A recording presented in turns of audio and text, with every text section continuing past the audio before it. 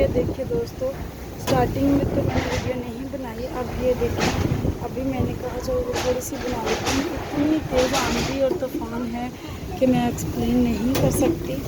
और ये देखें, ये सारे घर के हालात हो चुके हैं। ये सारा पानी अंदर आ चुका है। और ये देखें, ये चटाई है और ये चटाई के ऊपर ये चेक करें, ये सारा जो है ये पानी पानी हो चुकी है। और ये जो ऊपर भी, ये मैं सब्ज़ी बना रही थी यहाँ पर, यहाँ से इतना ज़्यादा पानी आ रहा है, क्या बताएं आप लोगों को। ये देखें, और ये देखें, ये हम गुजारा कर रहे हैं यहाँ पर। और ये देखें,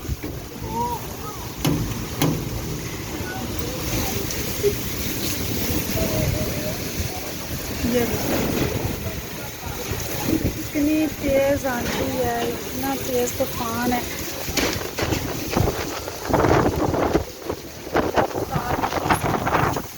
ये देखिए मोबाइल मेरा फुल भीग चुका है।